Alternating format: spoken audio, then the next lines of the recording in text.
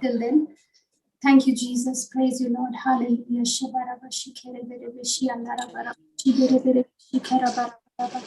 Ora makala bakade na makashi dere kala bakusoto rara baba. Here me kala bakala bashutoro rara basike dara makashi dere rara basike dia lala basike na mashikere. Kodoro na mami dikitala la bahashi dere kashia bashi dere. Ragadira kaduna radana magadina shabadina bakadina shadira kadira riba kaduna radana magadina shabadina. Let's pray. Loving Father, we thank you, we praise you, God, for this time, for this moment that you have set apart for us.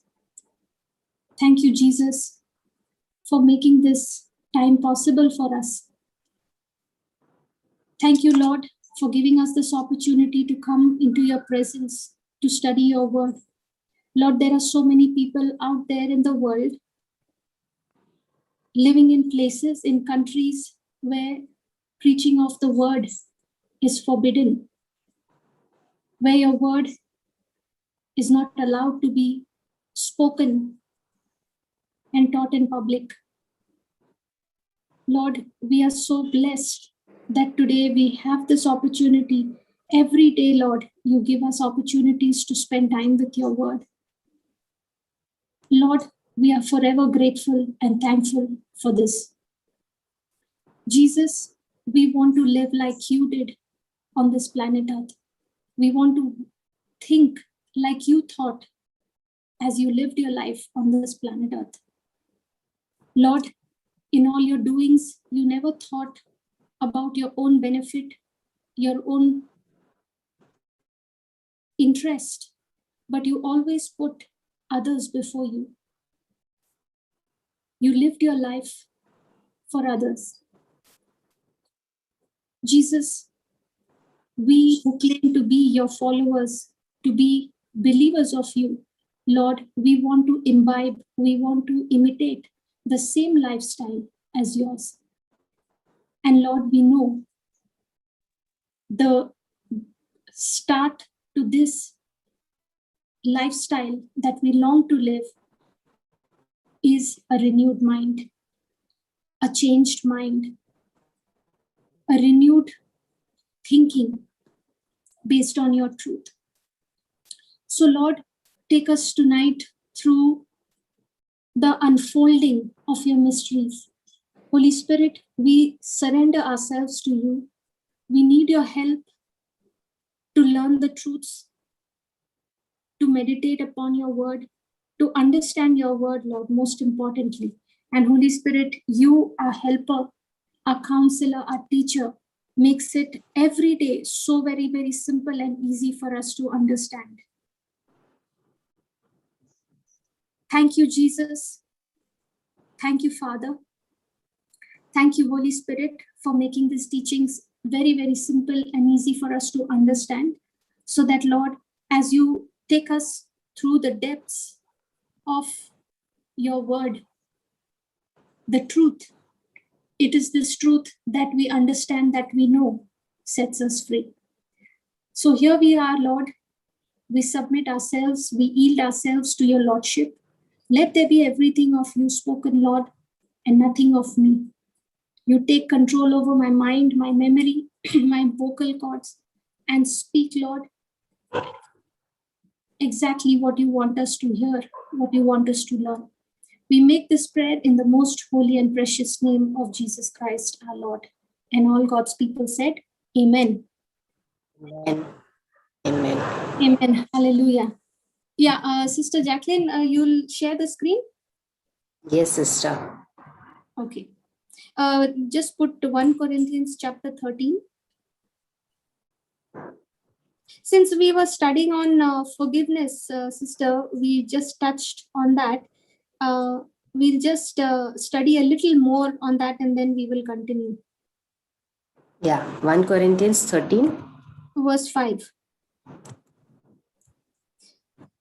Yeah, let it be the amplified version. Okay.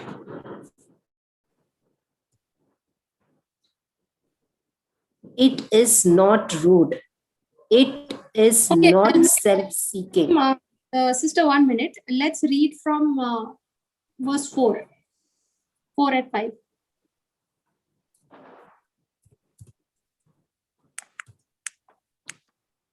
Love endures with patience and serenity.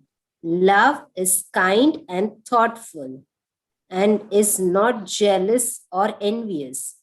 Love does not brag and is not proud or arrogant. It is not rude. It is not self-seeking. It is not provoked, nor overly sensitive and easily angered. It does not take into account a wrong endured. Praise God. Love does not take into account a wrong endured. That means love does not keep a record of wrongs. Correct? Yes. Okay. Now, sister, we were learning yesterday that sometimes it is, sometimes people really struggle with forgiveness. Yes. Right? Yeah. And sometimes the struggle is mainly about that I have tried to forgive this person, but I just can't do it because those old feelings of hurt and bitterness and resentment, they just don't seem to go away. Yes. Yes. Right? That is actually the struggle. Yeah. Okay, and this is actually the truth which what we are learning today in the 5th verse here, which actually tells us that we can put an end to all that struggle, to all that that kind of failures that we are struggling with. See what he says, huh? It is not rude. Who is not rude? Love is not rude. And love is who? Love is God. God. So God is not rude to me. God is not self-seeking towards me. God is not provoked. He's not overly sensitive towards me. He's not easily angered towards me. And he definitely does not take into account a wrong that I have committed against him. Right? Now, Yes. What Christ did for me on the cross, because of that, today God does not keep a record of wrong that I have done towards him. Why? Because Jesus has already paid the price of that punishment. So when God forgives us, how does he forgive? Does he forgive based on his feelings? Oh, today I feel like forgiving. I'm in a good mood. I will forgive. And then next day, you do something wrong. Again, God will say, hey, now my anger is kindled. I'm going to punish you. Does he do like that? No. So when he forgives, his forgiveness is such that he does not keep a record of the sins that I have already, the sins that I have committed. So when I got born again, all the sins, the very nature of sin in me, God dealt with it. He forgave me. So we have to understand that if I am thinking that I'm going to forgive the person based on my feelings, then I'm headed on the wrong direction. Sometimes we wait to forgive, right, sister? We wait to feel that, if I feel good about this person, if I feel nice, if I feel, if I don't feel angry, I have forgiven. Yeah, but Isn't it? now we have understood that we should not be guided by our feeling. Correct. Because the forgiveness that Christ gave me, which is true forgiveness, that forgiveness does not have anything at all to do with how you feel. It's an act of the will. It's a decision. It's my decision. Whether I feel like forgiving or I don't feel like forgiving, I have to make a decision to forgive. Why? Because that's how God has forgiven us through Christ Jesus. Just go to, give me some, Ephesians chapter 4, verse 32, sister.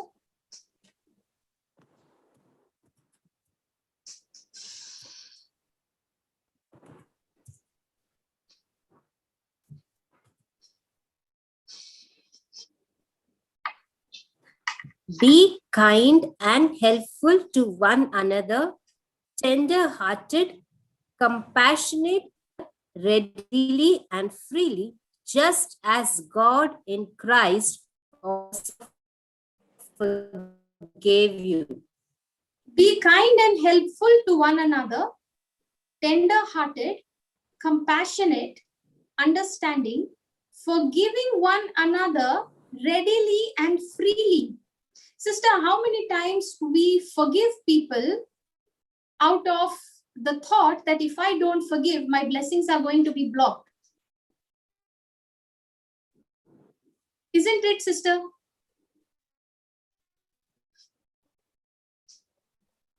Yes, sister. Right? Now, Yes. so now we want to forgive because we don't want our blessings to be blocked. We don't want to give Satan an access in our life. Most of the time, that is the reason we want to forgive. Correct.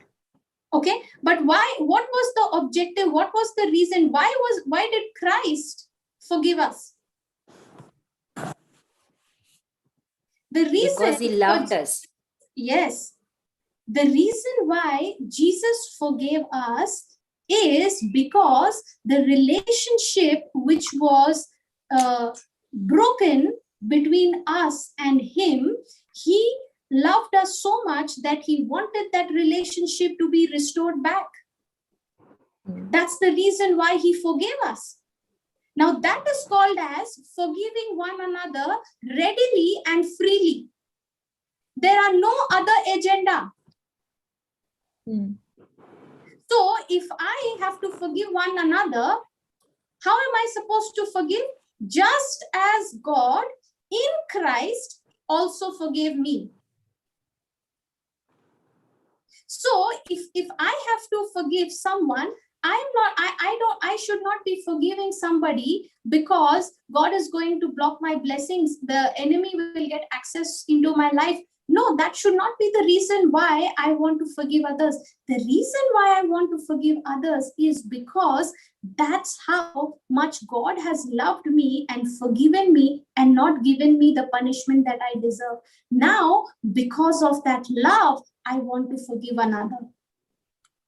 I want to forgive the person who's coming against me repeatedly.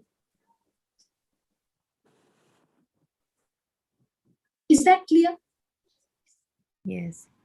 Yes, sister.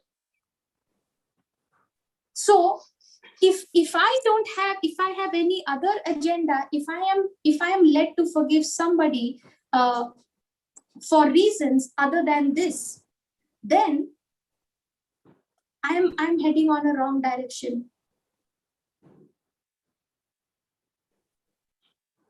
If I'm forgiving somebody out of the fear, out of thinking that if I don't forgive, I will not be forgiven, and God is going to treat me as I'm treating others. Now, if I'm forgiving with that reason, I am still self-seeking.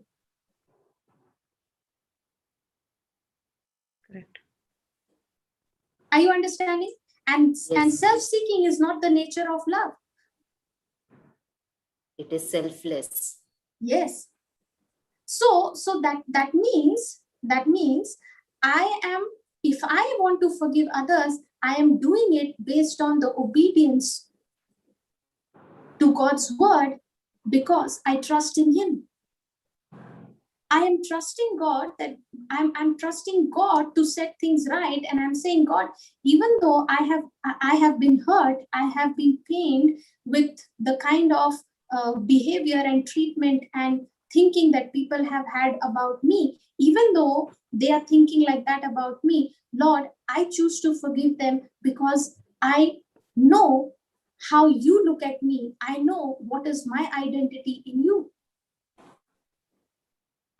I'm not going to be offended by what they say to me. I'm not going to be offended by what they do to me. I'm not even going to pay attention to the wrongs that they are doing towards me, because that is exactly your nature. You don't keep a record of the wrong endured to you. And because I believe in you, I want to imitate you. I want to do exactly what you did.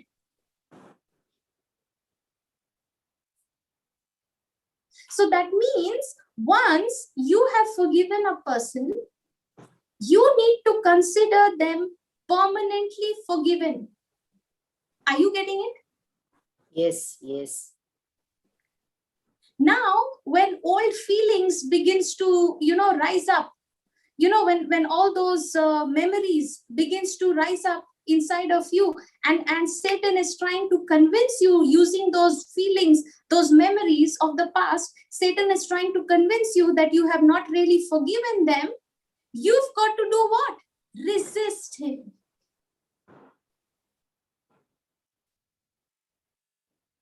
Are you understanding? Yeah. That's what we were learning in 1 Peter 5:9 yesterday. Yes. We've got to resist him. And how do I resist the devil? Sister, stay there. We will go back to this a little later. Just go to the previous verse. Yeah. Now see what he's saying. Be kind and helpful to one another, tender-hearted, compassionate, understanding. Now, sister, what is the meaning of compassion?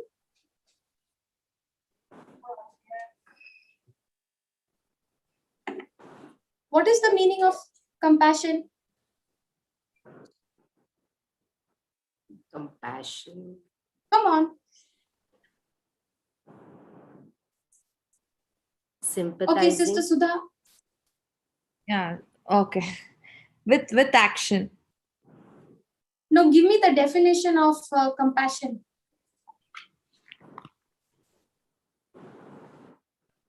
I don't think so. You have given sister compassion. No way. I have taught this before. Sister, can I tell? Please. I was waiting for. And then I realized he's gone to work. Whenever I see a person in a sorry state and I feel sorry for that person. Slowly. Okay. Whenever I see a person in a sorry state, I feel sorry for that person and I take action to help that person to get her or him out of that sorry state is compassion. Exactly. Did you hear that, all of you? If you don't have the definition of this, please write it down. Yes. Sister Sudha, Sister Anita, can you please say it once again for everyone else? Okay. Compassion is whenever I see a person in a sorry state, I feel sorry for that person and I take action to help that person to get him or her. Sister, go slow, please. Okay. I feel again. sorry for that person and Okay. I take okay. I take action to help that person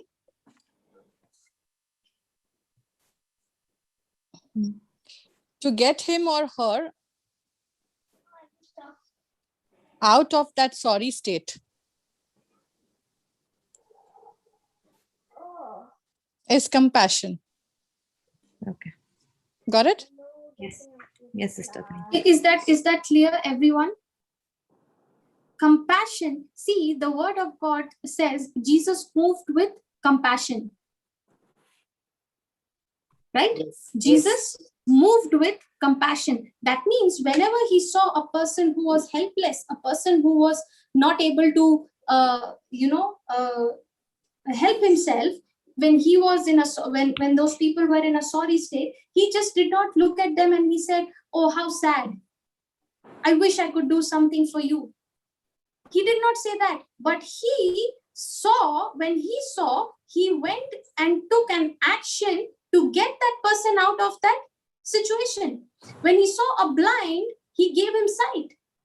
When he saw a leper, he cleansed him. When he saw a person possessed with demon, he delivered him. That is called as compassion. In the same way, when God saw you and I in sin, separated from God, he had what? Compassion. That's why he came into this world, took the flesh of man, and he lived amongst us and delivered his life. He sacrificed his life as a sacrifice, as a ransom to get you and I out of the slavery of sin. That is called as compassion. That is love.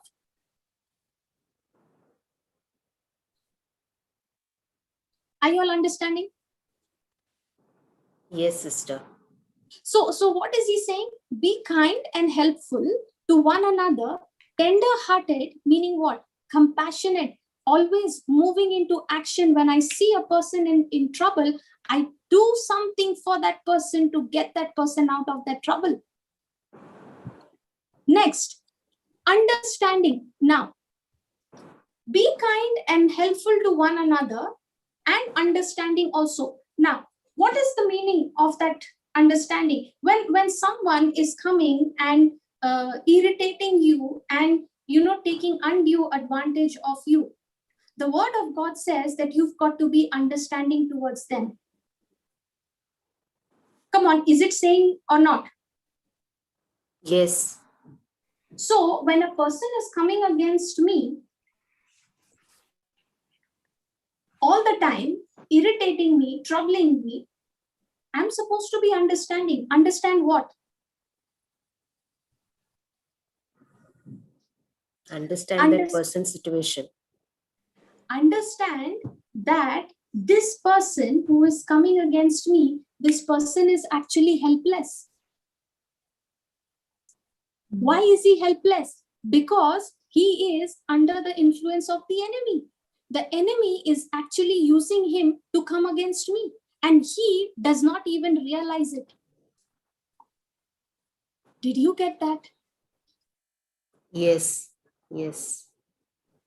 Is it becoming clearer now, sister? Yes.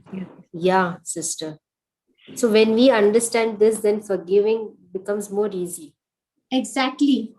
Now you are not forgiving that person out of the thinking, out of the idea that if I don't forgive, I will get my blessings will be blocked. God will not forgive me, and God will treat me the way I'm treating this person. No. Those are no longer the reasons. Now you're able to forgive the person. It is becoming easy for you to forgive that person because now you are operating in the instruction that Christ is giving us.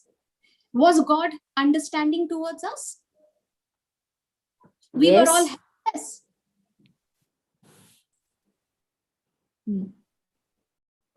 We could not even save ourselves. We were all under the influence of the enemy, and we were slaves of the devil. And the devil was our master, and he was making us do things for his own benefit. And those things were actually damaging us. Yes. So now, today, you and I are in a better position. Today, you and I are delivered from the slavery of the devil. But what about the other person who does not know Christ yet? We need to reach out to them. And how are you going to reach out to them? Only when you understand that they cannot help themselves. Yes. Are you understanding? Now, yes, you are actually feeling more sorry for that person, that this person, is doing so many other things. Sister, I'll give you a classic example. Last year, it was the year of pandemic, right? Yes. We were all working from home and, all those things. Now, sister, in the last 1 year, if you see from the time the pandemic started, starting from February, till March this year, from my work, I have only taken 3 days of break, of holiday. Are you understanding? Yes. And you know which were those 3 days? During Good Friday, Easter Sunday last year, okay, and Christmas. That's all. And I was working continuously. Now, when a person is working day and night, okay, for the company, and you're trying to work with all your heart, with all your effort and everything without taking a holiday, and somebody comes and starts pinpointing you, starts finding faults in you, and starts taking your escalation to the MD. Now tell me, how are you going to feel? For no mistake of yours. Very annoyed with that person. You the first thing will come to the mind is that, why am I working like this, right? What is the point in working like this when nobody understands, when everyone is out to pinpoint? Yes. Once, twice, I can understand, but all the time, come on, there has to be a limit. Will not a person think like that? Yes, sister. And sister, I was really going through that phase last year, and I think I have never worked so much in my whole my entire years of my work with the company like I did last year. Okay, and that too with the taking the classes, taking the Bible study classes, working and all of that. So now when the person began to start accusing me, okay, one of my colleagues began to start accusing me, and all those things went to the higher management, to the head and MD and all those things. It came to such a point where I was really thinking, now how do I react to this? You get what I'm saying? Yes, sister. Very critical situation. Yes, and it was not. Is this why you're working for? See, all those negative thoughts are coming. Okay, and I began to understand. See, sister, those were the days where I was taking classes morning, in the morning, in the evening, at night, and sometimes 2 or 3 sessions in a day. Okay, and praise God, all that what I was teaching in those days were actually helping me to put into practice. You get what I'm saying? Yes, sister. This scripture became my foundation that I was standing on. Jocelyn was teaching you all on strife yesterday. Pride. And I told her, I was telling her, this, I'm actually applying, I'm actually going through all that, situations, and I'm getting so excited to put into practice through what the word is teaching us. He says, be kind and helpful to one another, tender-hearted. Now, sister, for a person who's coming like that constantly against you, tell me, do you feel like being kind? Do you feel like helping that person? First of all, how to help that person? He is supposed to do some job. He's not done his job. Okay. And now the blame has come on me. And now I am being questioned why this is like that, why that is like that. Okay. And I'm saying, listen, all the data, everything is there before you. Why can't you just see? Now the person is saying, I'm not going to see it. I'm not going to see it. You give me an answer. I said, okay, fine. No problem. I will give you an exact answer of whatever is needed. Now, do I need to do that, sister? Tell me.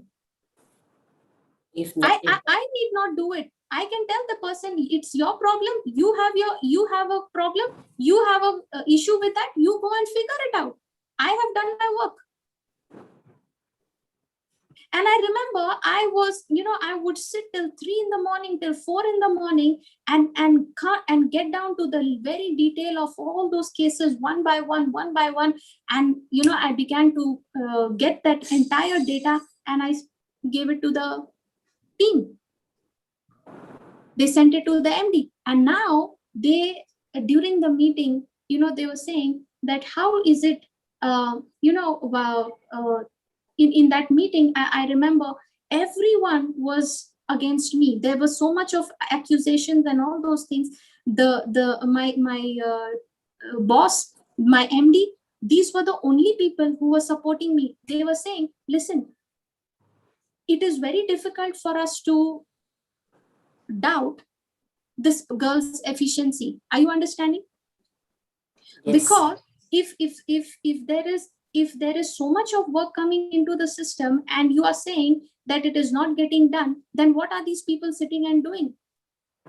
And I'm getting reports at 3 in the morning, 4 in the morning. What are they doing? If it is, that day, actually, my MD, he stepped up before the false accusation of that person, and he said that if this is a problem that you have, then you go and find out what is the issue and you come back and report to me. Are you getting it? See the favor of God. Yes, sister. Very true. Okay. And even though he told him, I stepped up, after the meeting, not in front of him, I stepped up to him, to the person who was accusing me, and I said, listen, I will help you get all the data. Now, what is that called as? Understanding. You know why? Because I know this person, if he's coming against me, he's not coming against me. The devil who is taking, who's influencing him is actually coming against me, the love that is Jesus in me, because he can't, he has a problem with that. And if he is coming against me, and if I'm operating in love, who is facing him? Am I facing him, or is my God who's dwelling in me, God that is love, Jesus who is love, is facing the devil now? Jesus, who is love, is facing him. So will the devil stand in the presence of God? No, not at all. He has to flee. Mountains melt like wax in the presence of the Lord, says the word of God. Yes. So now, why am I being tender-hearted? Why am I being understanding? Because I know the real culprit behind that person is the devil, is Satan, who is actually influencing him, who has taken advantage of his weaknesses, of his helplessness, and he has actually become an agent of the devil. So am I going to be angry and irritated with that person, or am I going to be compassionate towards that person, because that I can see that person is in trouble, he's helpless? To be compassionate. Now forgiveness becomes easy. Yes, sister. Because now the grace of God is empowering you. The grace of God is actually opening your understanding. It is opening your faith sense to see the world, to see the realm beyond the physical. Yes. Are you getting it? That's why, sister, it was a fantastic year where I got to learn how to walk in love, how to overcome strife. How, basically, sister, if you actually ask me, it was a year of character building. And every time you are spending time with the word, you are spending time with the scriptures, listening and meditating upon the word, you are being transformed into the image of Christ. You are being changed. Your thinking is changing. Your believing is changing. Your words are changing.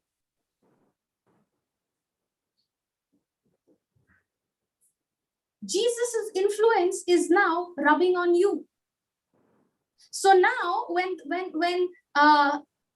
you forgive a person and you say, hey, it is done, it is permanently done, I have forgiven this person. Now forgiveness, how did Christ forgive us? Christ forgave us for all the past, present, and future, right? Yes.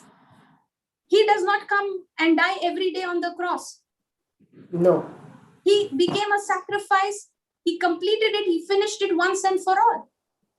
That's Yes. how he forgave us. He redeemed us. He forgave us by offering himself as a sacrifice for me. He shed his blood. He paid the penalty and he redeemed us. Correct? Yes. Now, Christ, he says, forgiving one another just as God in Christ also forgave you. So how has Christ forgiven me? How has God forgiven me through Christ? He has wiped out the whole account, the whole record of my past, present, future sin. And that's the kind of attitude, that's the kind of mindset I need to develop for one another. No matter what that person does to me today, no matter what this colleague of mine has done to me yesterday and what he's going to do in the future, irrespective of all that, I choose to make a decision to forgive him. And when I say I forgive you, I believe it is done permanently. Now, when those memories begin to come, now when those memory of that hurt and bitterness and what kind of words he spoke to me, what he did to me, what she did to me, begins to rise up in you, and the devil begins to use those very thoughts to convince you you have not forgiven that person, you open your mouth and you say, no, I have already forgiven that person by faith. According to what Jesus taught us in Luke chapter 17. According to what the word of God says in Ephesians chapter 4 verse 32, I have forgiven this person just as God in Christ Jesus has also forgiven me. I refuse to dwell on those old feelings. Every time the thought of that feelings come, you put a stop. You say, I am not going to dwell on that. Open your mouth and start speaking the word.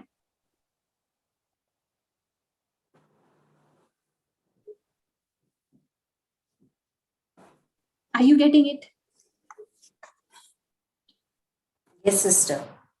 That's why it's so important to feed on the word.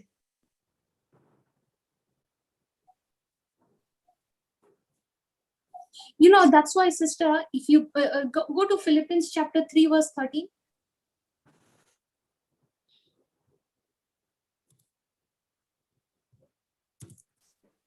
Philippians chapter 3, verse 13. Yeah. Brothers and sisters, I do not consider that I have made it my own yet. But one thing I do, forgetting what lies behind and reaching forward to what lies ahead. See what is Paul saying? Brothers and sisters, I do not consider, that means, consider means what? I do not recall, I do not dwell, I do not ponder over that I have made it my own yet. I do not consider that I have made it my own yet. But one thing I do, forgetting what lies behind. That means I forget. I forget what is in the past, forgetting what lies behind and reaching forward to what lies ahead.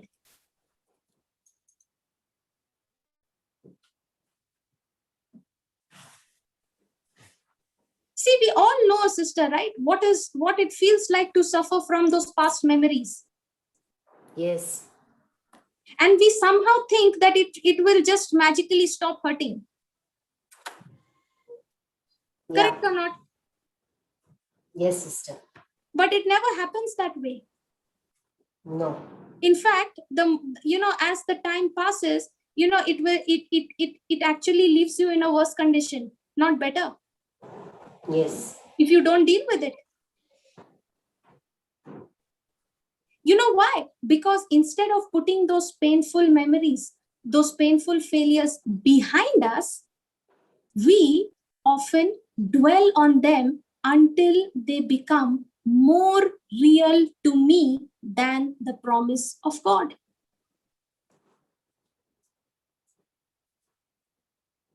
We continue to keep focusing on them till I become depressed, till I feel, oh, no, this is really getting me. I should just stop it now.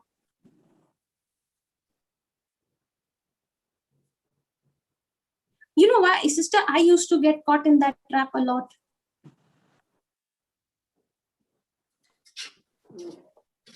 Are you understanding? For the kind of rejection and all those things that I've gone through, sister, there were times when, because I was so weak in my studies, I used to get so often punished.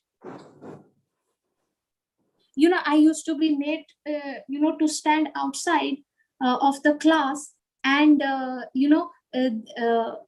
and it used to be so much of humiliation. Sister, can you imagine when a person is in the 10th standard, when you are in the 12th standard, you're being punished like that? No, sister. It used to be so humiliating. It used to be so embarrassing.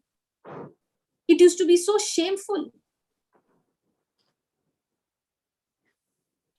And not just being punished, getting hit.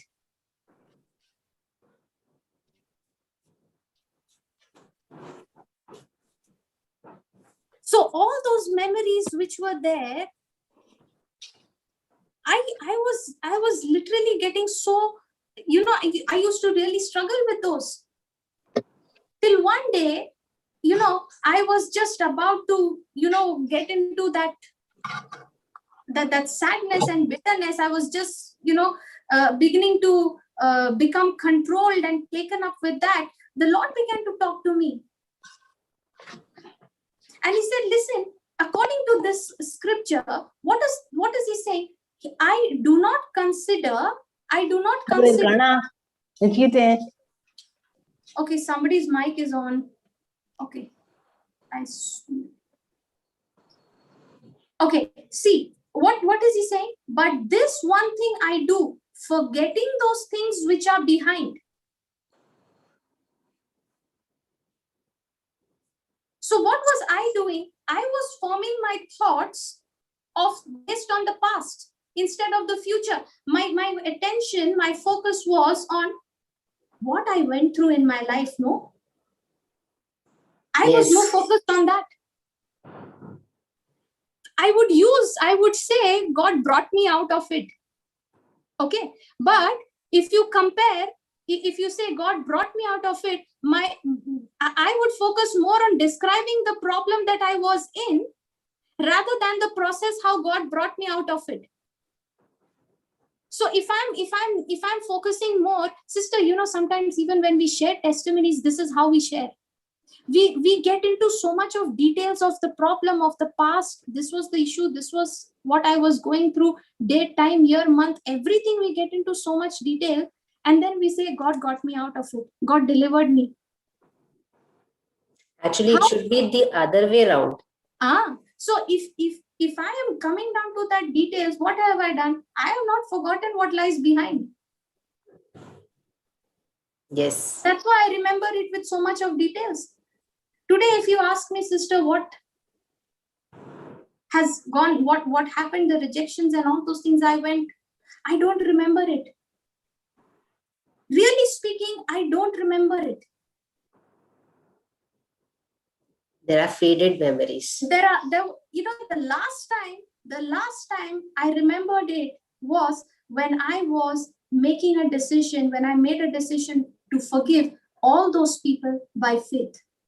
And from then onwards, every time the thought would come, I would do what Paul did in Philippians chapter 3, verse 13. Forget what lies behind. Purposely. I would start, when I would share the testimony, my testimony would not be about the problem. It would be about the process. I would explain what scriptures helped me. How did God's wisdom begin to unfold in my life? It began to show me the way out to this problem. And, those testimonies became into teachings. Somebody, they would call me to share testimony. Okay. And my testimony would not be God did this for me, God did that for me. We all know God does the good work, right? The reason why I'm going and sharing the testimony is because God has already done it for me. God has finished it for me. But what I am interested in learning, what I'm interested in telling is, what was the process that God took me? So that if you are going through that same crisis, you have an answer, you have a solution. Listen, this is what I did and it worked for me. If you do the same thing, you will have the same result. What is that called as? Reaching forward to what lies ahead.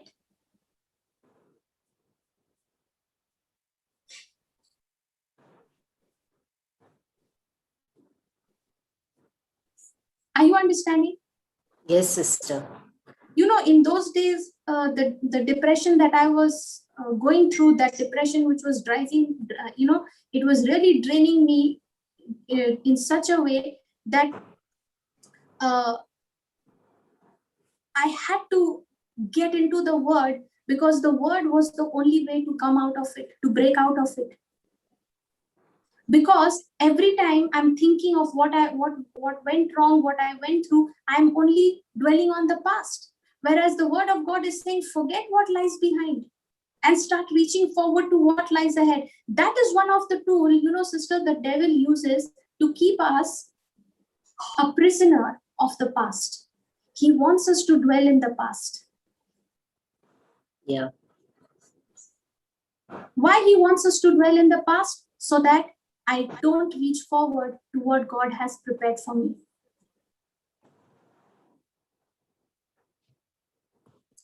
Even forgetting the past is a big tool, sister. Yes. As forgiveness, as we learned, forgiveness is the receiving the same forgiveness that I have received from Jesus and sharing it with others. That is what I understand as forgiving. And here, forgetting the past means not remembering what has happened and reaching forward to what God has kept in store for me. Correct. Sister, that's why if I had to be thinking of what pit I was in, what God did for me, what problems I went through, the rejections and trials and all those things that I went through, if I had to be thinking of it, I would have never tapped into what God had prepared for me. If all the time I'm thinking, he did this to me, she did this to me, now I'm supposed, God is saying, come on, start praying in tongues. But I'm so busy recalling the past that I am not even paying attention to start praying in tongues. And that is the solution God is giving me. He's saying, come on, reach forward to what lies ahead. That which you are struggling with will get fixed if you start focusing on what lies ahead.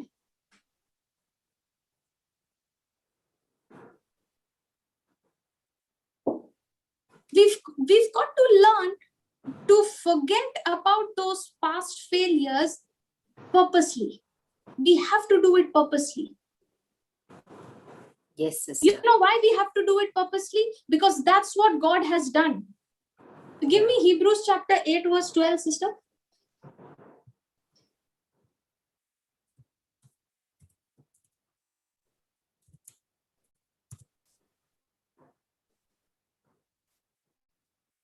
For I will be merciful and gracious toward their wickedness, and I will remember their sins no more. See, isn't God doing the same? Yes. Has he forgotten all our sins? Has he forgotten our past? Yes. What is he saying? For I will be merciful and gracious towards their wickedness, and I will remember their sins no more. Come on, don't we pray? Don't we say, Lord, teach me to do what you do? Here is the Lord teaching what he does. He does not remember our sins anymore. Then why do I keep going back to the past? That's what, he says, sister, God's mercies are new every morning. Yeah. So if you will take God at his word, you can wake up every morning to a new mercy of his. You can live your life without being affected or hindered by your past. That's why we've got to learn to replace thoughts of all yesterday's mistake that I did with the promises about my future. Yes. Looking forward. Yes. So when the enemy reminds me, hey, you failed to keep your commitment today. You saw how much time you wasted doing unnecessary things? Yes, condemnation. Yes, the devil will say, see how much time you wasted watching TV, see how much time you wasted shopping and doing this and doing that. He will condemn. So when those thoughts are coming, what are you supposed to do? You're supposed to forget the past. You're supposed to forget what has been already been done. You've supposed to forget it, and you've got to start replacing those thoughts with the promises of God. You open your mouth and you say, thank you, Jesus. The works that you did, I also do. And not just those works, but even greater works than that. That is called as looking forward to the future. Are you understanding? Go to the previous verse. Forgetting the past and seeing what lies, reaching forward to what lies ahead. So you forget about the mistakes, the errors that you've done. It's past, it's left behind. Forget it and start reaching, start focusing on what God's promises are for you. And as you do that, your depression, the feeling of guilt, oppression, and all those things will begin to lose their grip over you. The pain, the bitterness which has been harboring in your heart, in your mind for years together, it will start disappearing.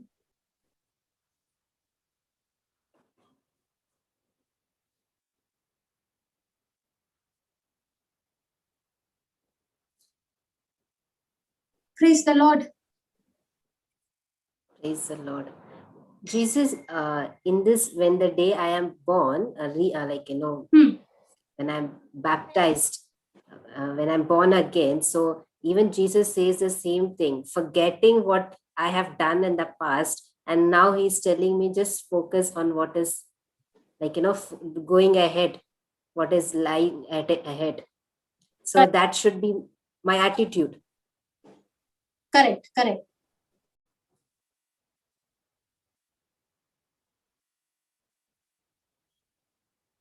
Praise God. Yes, any questions up till here, sister? Is it clear? Yes, sister. For me, I have no doubt. Praise God. Sister, just give me Isaiah chapter 51, verse 11.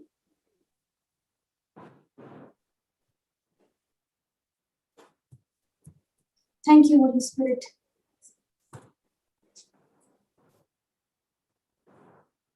So the redeemed of the Lord will return and come with joyful shouting to Zion.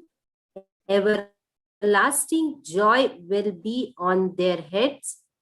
They will obtain gladness and joy, and sorrow and sighing will flee away.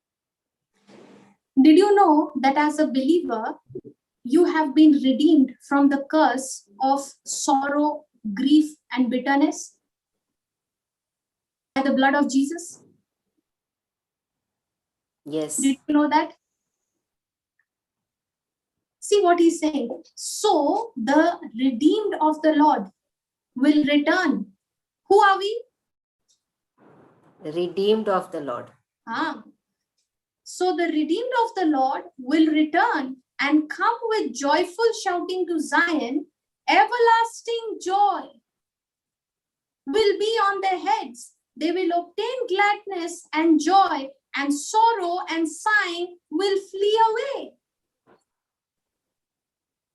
That's the inheritance of the redeemed of the Lord. You and I, sister, we don't have to put up with sorrow and pain and bitterness and sickness and disease. We are not supposed to put up with it. Because the redeemed of the Lord will have everlasting joy. They will have gladness and joy.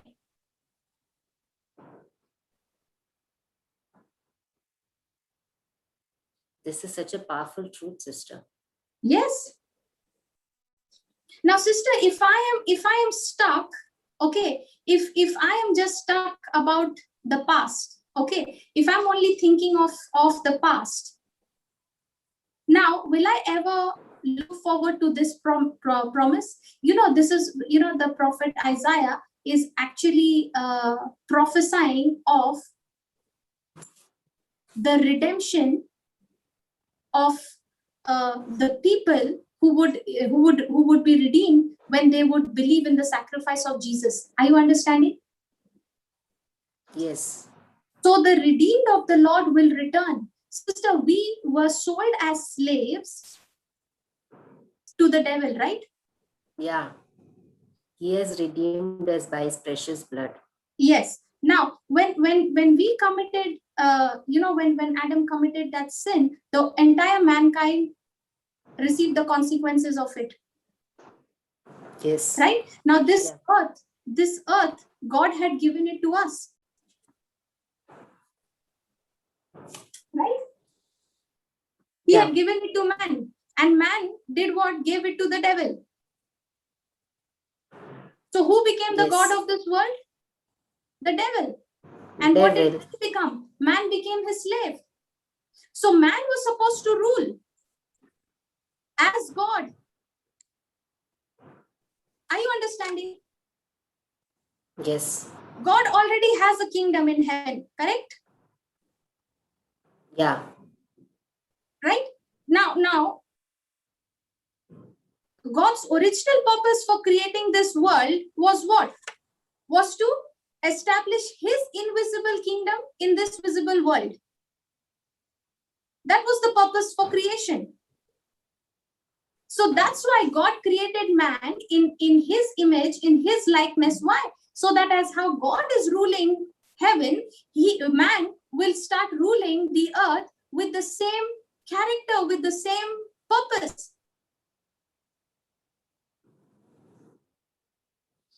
So it is God's intent to have his kingdom influence in this visible realm, in this world. But man gave that authority and power over to the devil, to Satan. And Satan became the God of this world. And this is what Isaiah is prophesying when the Redeemer comes. When the Redeemer comes and redeems the people, then the redeemed of the Lord will return. Now, you and I, who are the redeemed of the Lord, have returned back to the kingdom of God. Are you understanding? Yes. Today, you and I have the power, the authority. Jesus gave us that authority and power to have dominion over whom? Over the devil. Yes. Now, when Jesus died on the cross, he stripped the power of death, destruction from the devil. Are you understanding? The power and authority which God had given to man and which man gave it to Satan, Jesus, when he died on the cross, he took that power, authority, when he died and he resurrected. After 3 days, when he was resurrected, he took that power, authority back from the devil, and he said, all power and authority has been given to me. Now, when you and I believe in him, Jesus gives us that power and authority to establish the kingdom of heaven, the kingdom of God upon this earth. Are you understanding? Yes. This is what Isaiah was prophesying. So the redeemed of the Lord will return and come with joyful shouting to Zion. Everlasting joy will be on their heads. Now imagine, sister, if you're focused on the past, what a mess you were, what you did, your mistakes and all those things. Now, are you pressing forward to what is lying ahead, which is the redemption? Are you now focused on being the redeemed of the Lord, and what are the benefits? What is, as the redeemed of the Lord, what is your position? You are supposed to be operating with everlasting joy. You have gladness, you have joy everlasting residing on you, and sorrow and sighing has flown away. It has no effect, it has no power over you.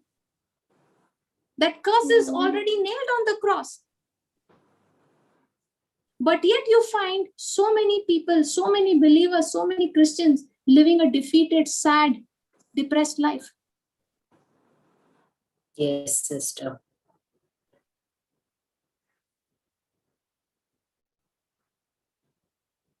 Hallelujah. Are you understanding? Yeah. You know, that's why, sister, God began to, teach me this very personally, okay, many years ago, that, before a person could come and hurt, that's why, that the preparation, God started to train me to operate in love right from the beginning.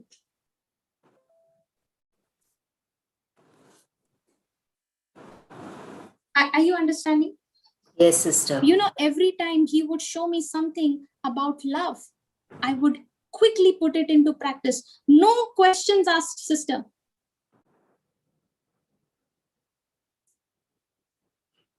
We have to do that. Yeah. When God is showing you something through his word, and he is telling you to do it, you've got to immediately start practicing it. You've got to start practicing it now. Not wait for some time in the future to do it when you confront with that kind of a problem. No, you do it right now. If God is telling you to rejoice, you don't wait for a problem to come and then you start rejoicing in the middle of that problem. No, if you're reading the word and God is speaking to you and saying, rejoice in the Lord, you start rejoicing right there immediately. Amen. That's how you start practicing it. If you start practicing it now you can walk later when the time comes, when the problem comes, you will be walking in that with ease. Yes. And sister, here it is mentioned, everlasting joy will be on their heads. So this is the inheritance of the one who is redeemed by the Lord. Yes. Everlasting joy, that means, sister, everlasting, you know what it means, right?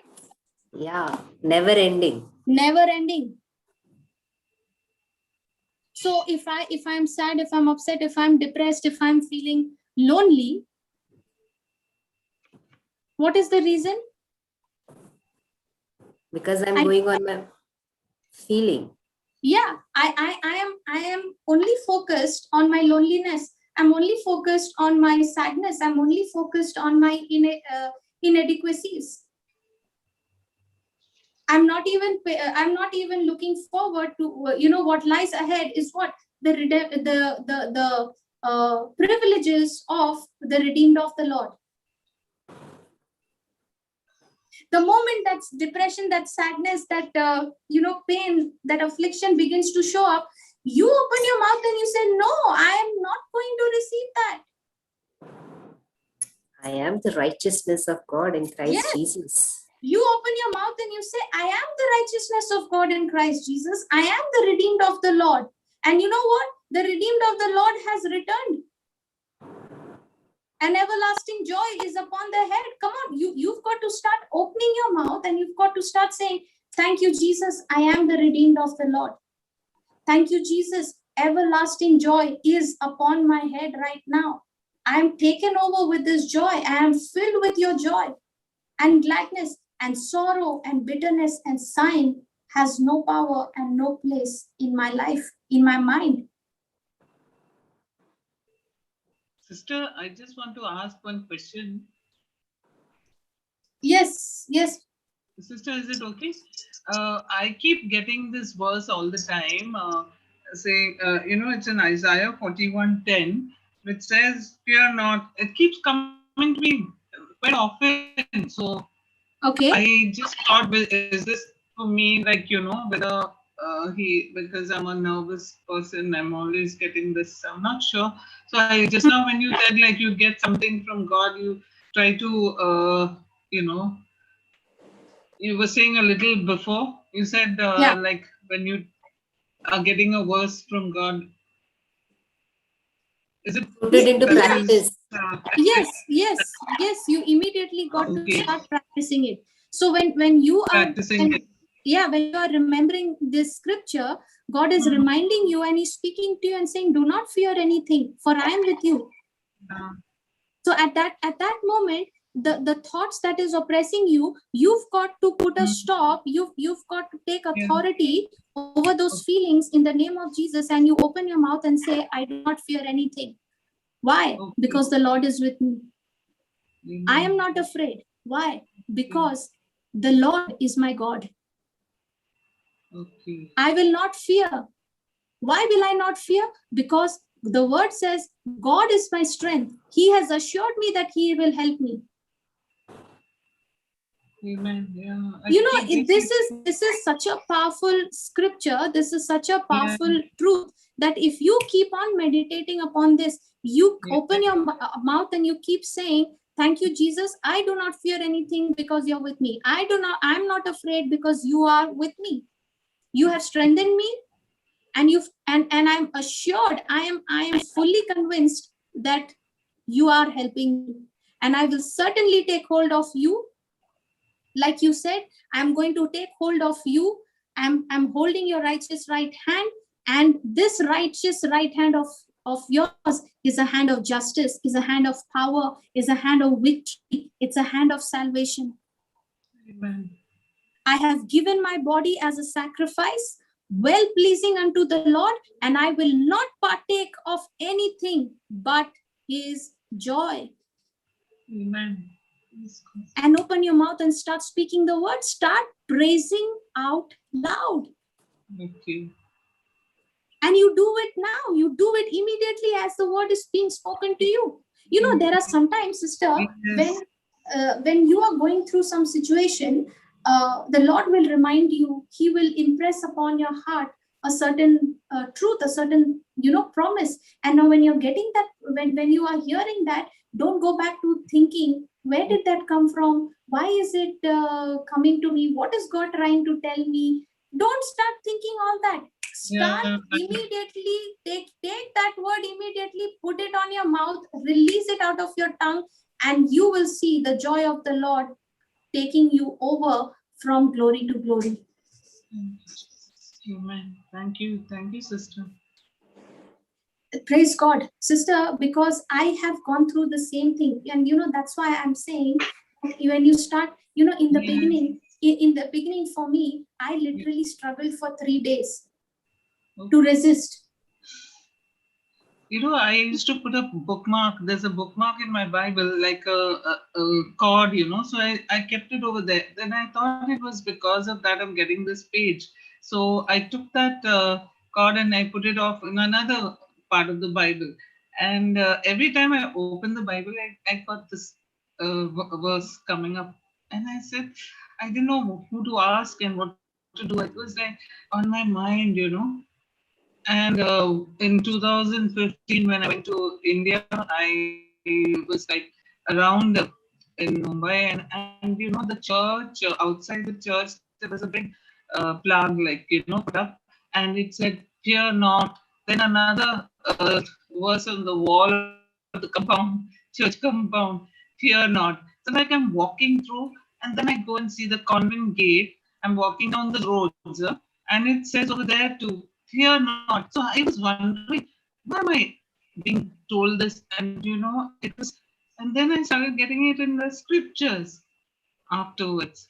So it's God reminding me. I now got it just after so long.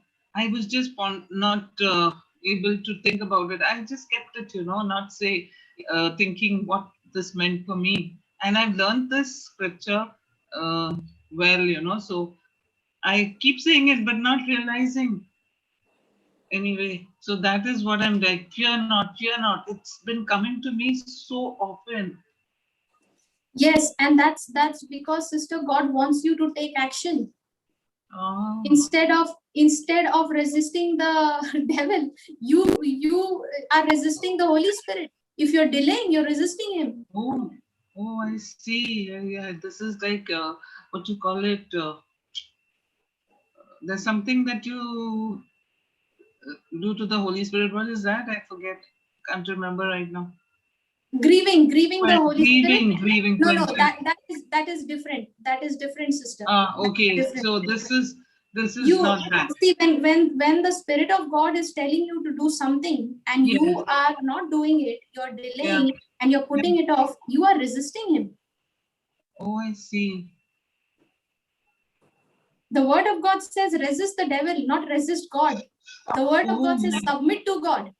Yeah, I know. Submit to God, resist the devil. So every time he is reminding you of a scripture, he's reminding you of a promise. That is for you to open your mouth and declare your authority, your power that God has given you, because you are the redeemed of the Lord. Okay, because he knows that I am a bit fearful and all, so he knows my inside out. No, that's why he is telling me this through the scripture also. Yes. That's why, sister, you will have to stand against those grief and sorrow, those fear that the enemy throws at you. Yes. Thank you, sister. Thank you so much. That's very good explanation. Praise the Lord. I brought it out. I thought I was disturbing the class, so I didn't want to say. No, sister. It is no disturbance. In fact, it actually blesses so many people. It actually helps us, because this question might be somebody's question. Yes. Amen. Thank you so much. God bless. Praise the Lord. So that's what I was saying, that for me, sister, personally, till I began to do this as a till it became my lifestyle, I did have my struggles. Even I struggle.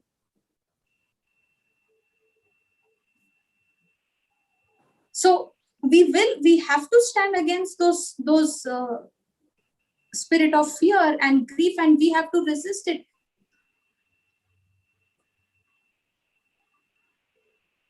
That's why you've got to remember who you are. You are the redeemed of the Lord. You are the one who shall obtain gladness and joy. And you are the one sorrow and grief shall flee away from.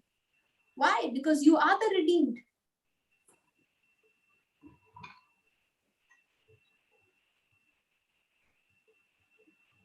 Hallelujah. Did you get that? Hallelujah. Yes. You're talking to me, sister? Yes. All of you all understood that? Yes. It's very clear. Praise God. Praise the Lord. Thank you, Jesus.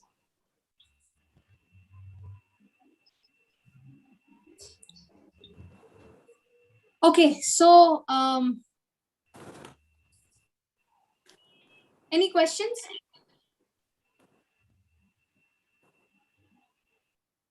No, sister.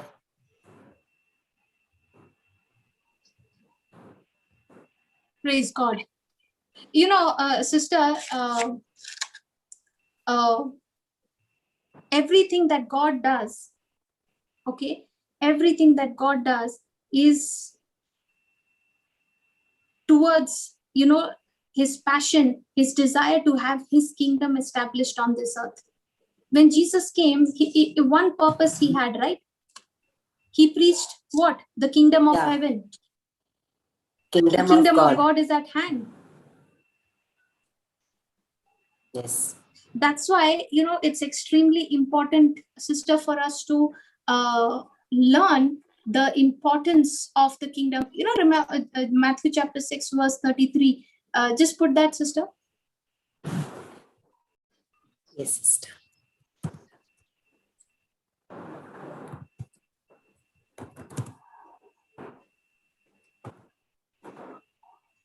But first and most importantly, seek, aim at, strive after his kingdom and his righteousness, his way of doing and being right, the attitude and character of God, and all these things will be given to you also.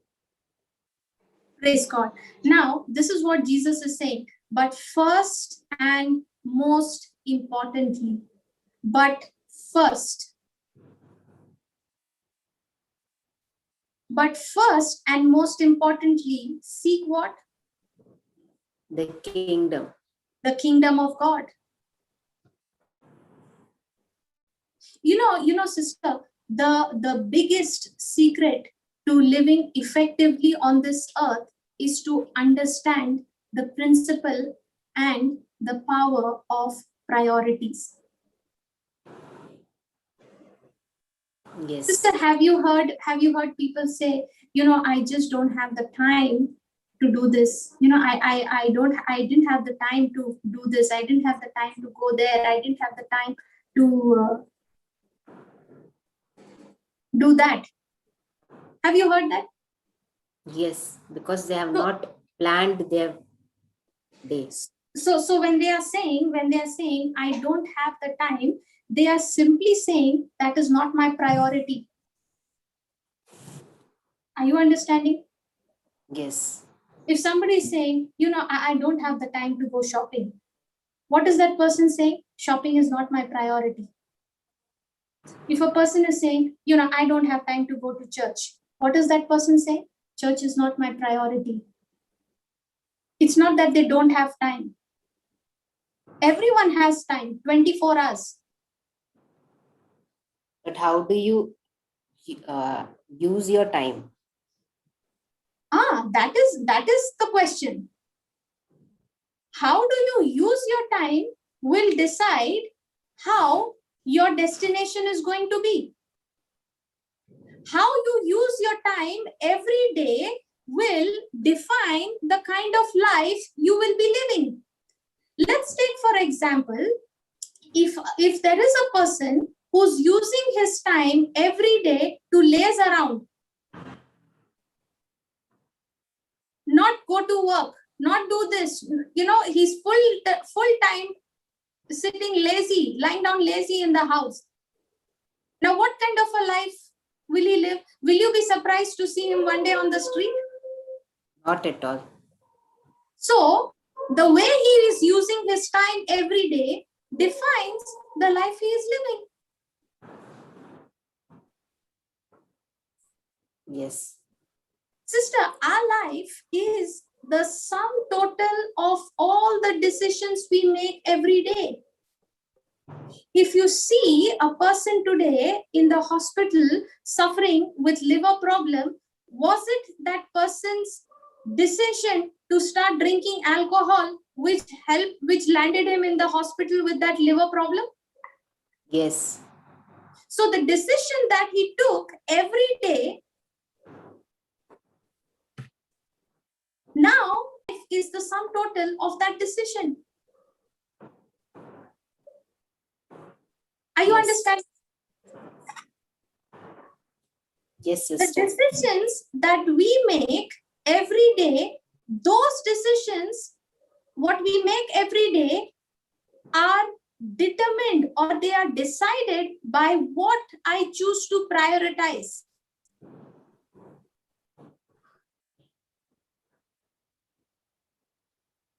Did you understand? Yes, sister. What we focus decides our destiny. Yes. And the decisions that I take every day is determined by what is my priority. If I'm taking a decision to go to work today, okay, if I'm taking a decision to go to work today, what is my priority? Work is my priority. Yes. Are you understanding? Yeah. If I'm making a decision to spend time in the Word, Jesus is my priority. Yes. So the decisions we make every day, those decisions are decided by a priority. What is my priority today? What is my priority in life will decide the decisions I take. Let's take, for example, sister, when you have you studied MBA? Yes, sister. Okay. Now, when you were in college, you wanted to work, right? Yes. When you were in college, the reason why you're studying, the reason why you are taking that education and everything is to get a job, right? Yeah. Now, when you're in the college, you have enrolled yourself for the course MBA. Yes. Okay. Now, why did you take that decision of doing MBA? Because your priority is MBA. Yes. No, because your priority is job. That is why you've taken the decision to do MBA. It would upgrade my skills. Yeah. So what is your priority? Your priority, what is your end result? Going to I job. want to Yeah. see myself working in a company. Yes. So to work in a company, that is my priority, and based on that priority, I will take a decision of studying an MBA. I will take a Yes. decision to work as a part-time to get job experience. Yes. So what is your priority? To work. To work. That company is your priority, and because you want to get into that company, now you're taking decisions of working extra hours, doing internship, taking studies, taking courses. Yes. Are you understanding? Yes, sister. That's why identifying the correct and the right priority of life is what will lead us to live a fulfilled life. Amen. So if priority is so powerful, if it is so important, then I better have my priorities right. Yes. Yes. Very much. I can be busy doing, I can be doing the right thing, sister. Okay, I can be doing the right thing, but that right thing is not related to the calling that I have. Like, I'll give you an example, sister. Let's say if there's a person, okay, and that person's call is to be a teacher, okay. Yeah. Now, that person's call in his life, the purpose in his life is to become a teacher, to be a teacher. But this person, okay, he knows to teach, he knows to do, he has all the qualification and everything. But this person is in some part of the world doing social service. Okay. Yeah. Now, doing social service, helping others is not wrong. It is right. Correct. But that person's calling is different. That person should be teaching somewhere. But that person is busy doing things which is nowhere related to his calling. That's why I must discover my assignment. That's why I must discover what is God's calling over my life.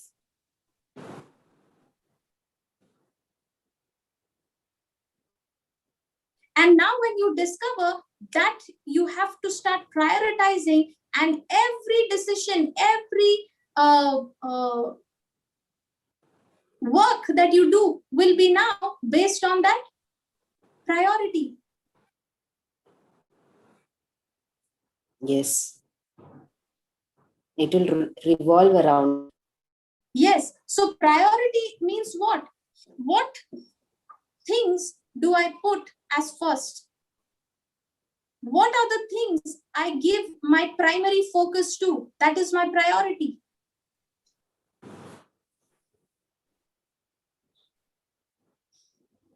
You know, the biggest mistake in life we do is to be busy but not effective. Yeah. We are busy in the wrong assignment. Yes. And we sometimes don't realize it. Yes.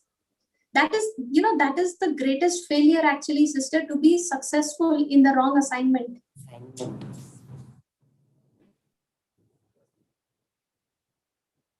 That's why, you see the priority of Jesus was very, very clear. He came to establish the kingdom of God upon this earth. Yes. And it is so important for us to study the kingdom, because Jesus himself told us to seek first the kingdom of God.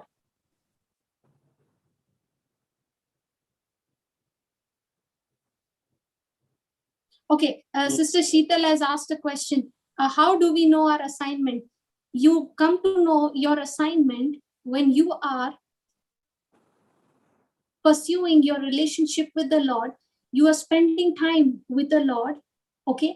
And what you are,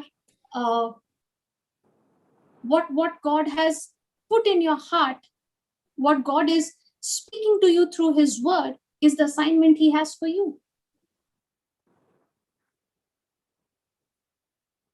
And this assignment has to be discovered. Always remember, it has to be discovered. And how do you discover it? When you are in a close, intimate fellowship, relationship with the Lord, where you are spending time with the Lord and you're talking to him and you're saying, Lord, show me, what is my assignment? What is my calling? And he will begin to unveil it to you. Are you understanding?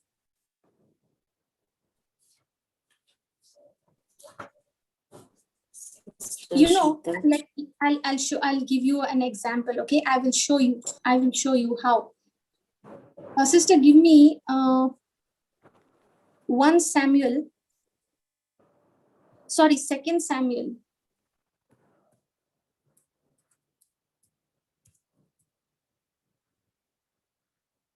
Which chapter, sister? It's, I think, in 21. We'll just see. Yeah. Okay, see this, huh? Read the first verse. There was famine. Yeah, read it, sister.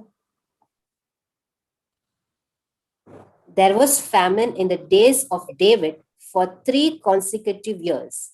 And David sought the face of the Lord, asking the reason. The Lord replied, it is because... Okay, now, there was famine in the days of David for 3 consecutive years. And David sought the presence of the Lord. So when you have a desire to know what is God's purpose for your life, what is God's calling for your life, what did David do? When David wanted to know something from the Lord, he went and inquired of the Lord. Are you understanding? Yes, sister. When he wanted to know what was God's plan, what God wanted him to do, he always went and inquired of the Lord. Now, how many times do I inquire of the Lord? How many times do I seek the presence? See, it says, David sought the presence of the Lord. You know, he was a person who would spend time, hours and hours together in the presence of the Lord. And look at what he says. The Lord replied. So if you are seeking the Lord to know your assignment, to know what is your purpose and calling for your life, if you are seeking, if you're inquiring of the Lord will reply you. That's how you will discover. See, you know, sister, when I started my journey with the Lord, I was asking the Lord, what is my purpose? What is my calling? What is my assignment? Okay, and I never got a, you know, what do you say? I never heard an audible voice of God telling me this is what you're supposed to do. This is your assignment. This is your calling. No. The way the Lord started to reply to me of my purpose, my calling was through the written word. So the more and more time I started spending with Jesus through his word, the Lord began to show me what is my assignment, what is my purpose. He replied, not in the way I was expecting him, but the reply came through his written word.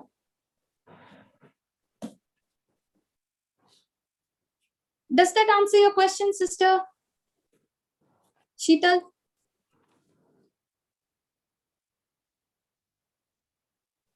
Praise God. Sister, even in Jeremiah 33:3, we read, no? Call to me and I will answer you. Correct. And will tell you great and hidden things that you have not known. Yes. It's a promise that he replies to us every time when we ask. Yes, sister. And that's why, you know, okay, let's go back to Matthew 6:33. That's why when you seek the Lord, that's why Jesus said, when you shall seek me, you will find me. So when I am expecting from the Lord, the reply, the answer is sure to come. All I have to do is be in position to hear, to understand when he's speaking. It should not be the case that he is speaking and I don't even recognize his voice. Yes, true, sister. So what is Jesus saying here? But first and most importantly, seek his kingdom. So God's original purpose for creating this world was what? To establish his kingdom upon this earth.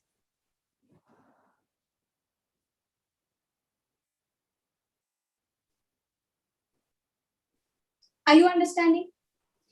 Remember, Paul was saying, sister, that you know, in his letters to the Corinthians, we read, you know, he says the things that are seen came from those that are unseen. For the things that are seen are temporary, but those that are unseen are eternal. Yeah, 2 Corinthians 4:18. Yeah. So God's plan was to have his invisible kingdom to be manifested in this visible world. That's why, you know, sister, we've got to have our priorities so correct. So we have to be very vigilant in understanding what is our priority. You know, we have to really get rid of things of work which is eating up our time, which is not of kingdom priority. We really have to get rid of that and replace it with the things, you know, we've got to pursue the kingdom. Yes. Praise God. Can you please write down some notes? Yeah, sure, sister. Okay. Write down. The greatest secret to living effectively on earth is to understand. Sister, can you go a little slow? Yeah. The greatest secret to living effectively on earth is understanding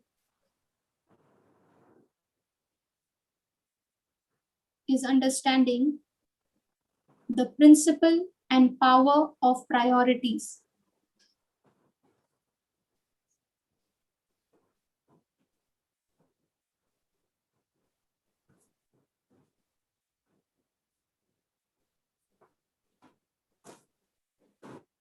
Next point. How we use our time every day will define my life.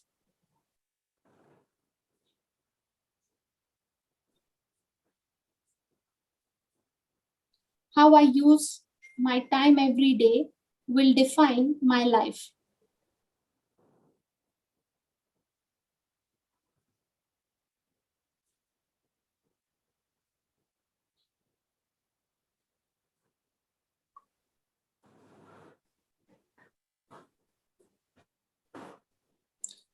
Next point, priority is defined as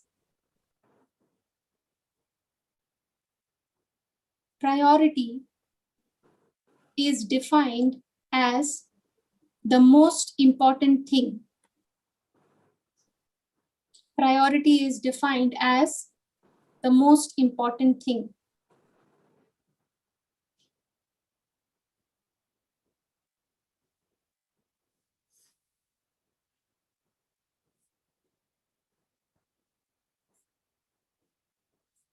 Next point.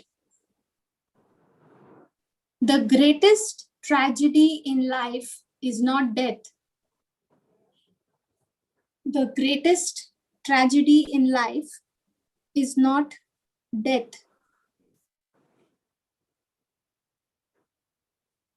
but life without a purpose. But life without a purpose, or a life with the wrong priorities. A life with the wrong priorities.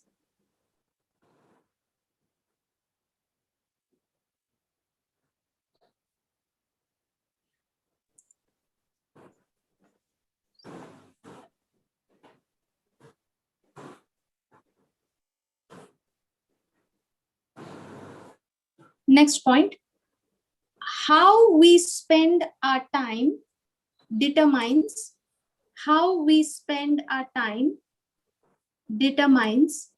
the quality of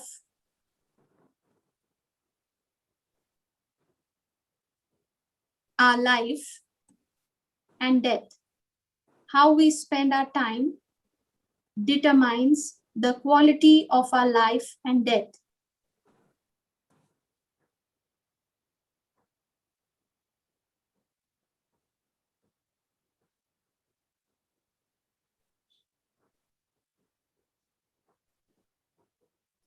The key to effective use of your time,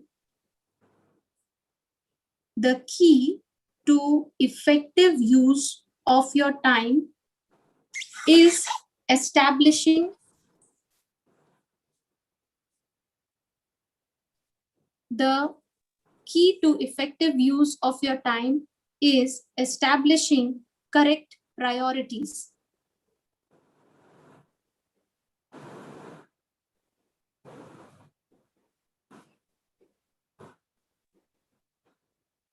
Next point, correct priority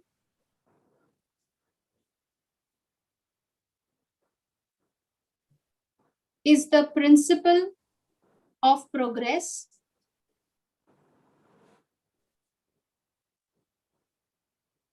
Correct priority is the principle of progress because when you establish your priority,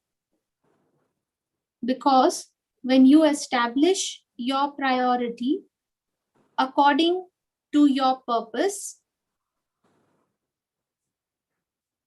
then your progress is guaranteed.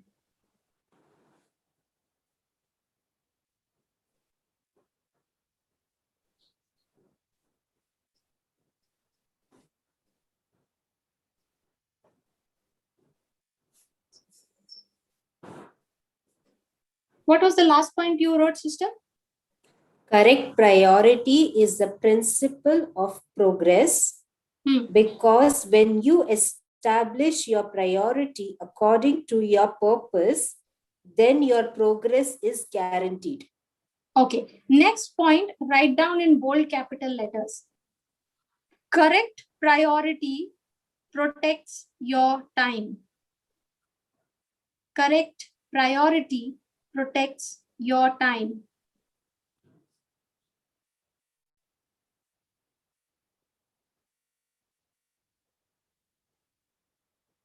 Correct priority protects your time. Means what?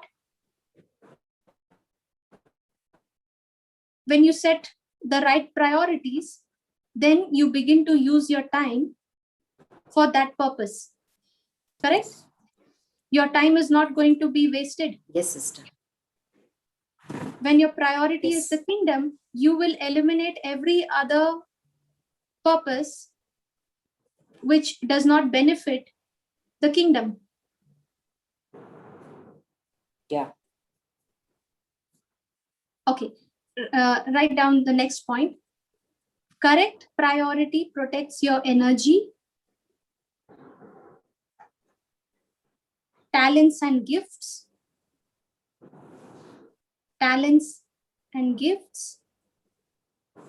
decisions. Sister, sorry, can you repeat? Correct priority. Correct priority protects your energy, talents and gifts, decisions, discipline,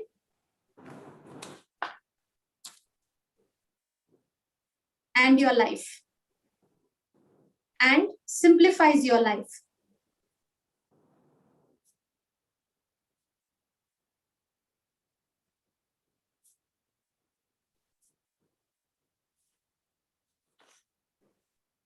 Next point.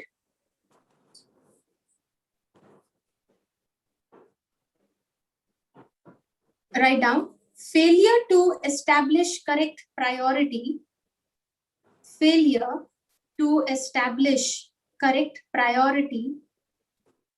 causes you to waste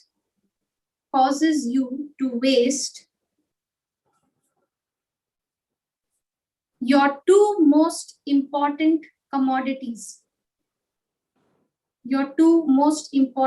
commodities. Which is your time and your energy.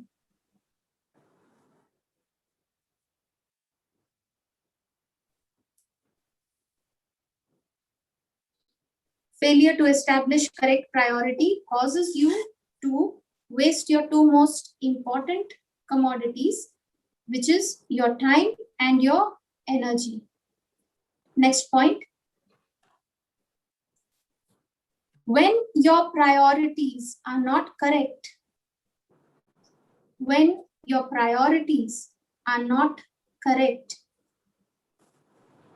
you will find yourself busy. With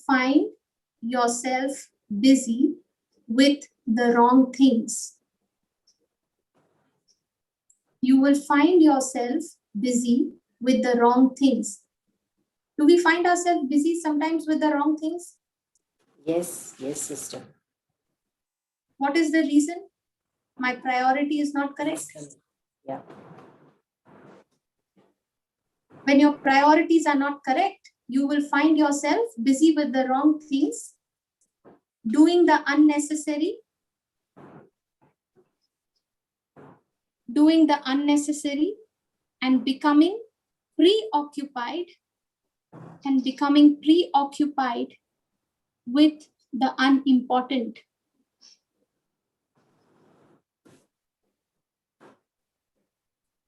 We'll just continue to write some notes, sister, and then we'll study them tomorrow. Yeah, sure, sister. Becoming preoccupied and? Becoming preoccupied with the unimportant. Okay.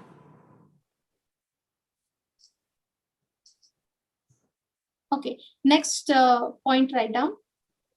Incorrect priorities in your life. Incorrect priorities in your life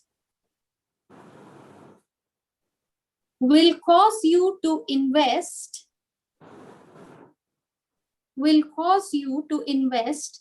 in the less valuable,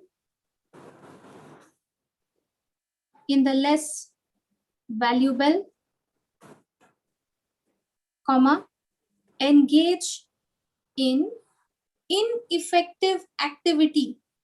Engage in ineffective activity and waste your gifts and talents.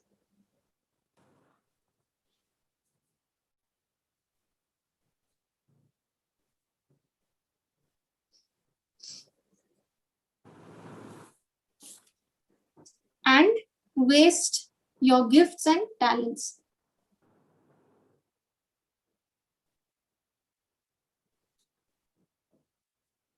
Praise God. So why is this principle of priority so important to understand the kingdom of God? Because if priority is so important, okay, then we have to know what should be the correct priority in our life. Only then our life will be effective, right? Yes. For example, Jesus, he knew his priority. He came with a very single focus, right? The kingdom of, to establish the kingdom of God upon this earth. Yes. So you will never find reading about Jesus going off his priority and focus. Did he ever move away from his focus? No, he was single-mindedly focused on the priority. That's why his life was so much effective upon this earth.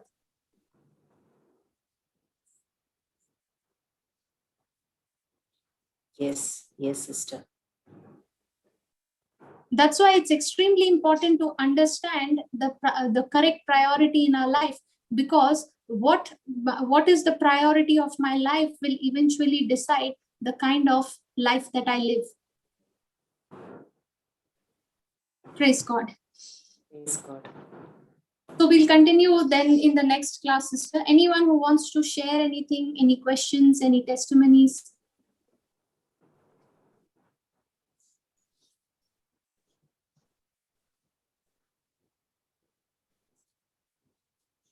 No one? Praise God. Okay, so if there are no testimonies, then we'll continue in the next class. Yeah, sister. Okay. Sister Sudha, can you do the closing prayer, please?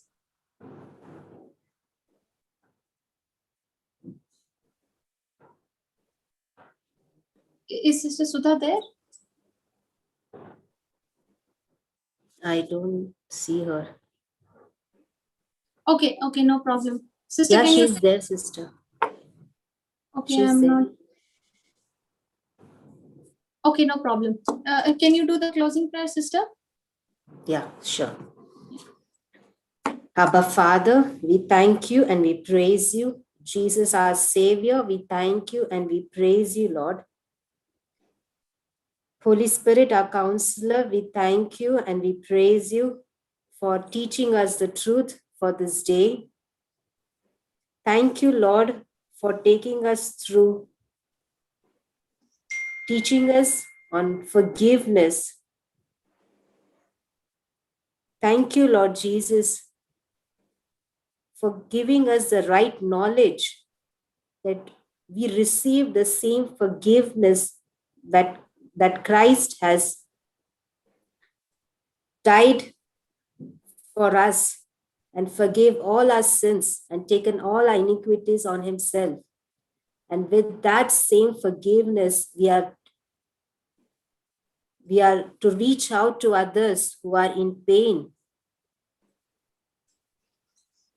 Father God, you taught us to be compassionate, feeling sorry for who are in sorry state, taking action and helping them to come out of their situation.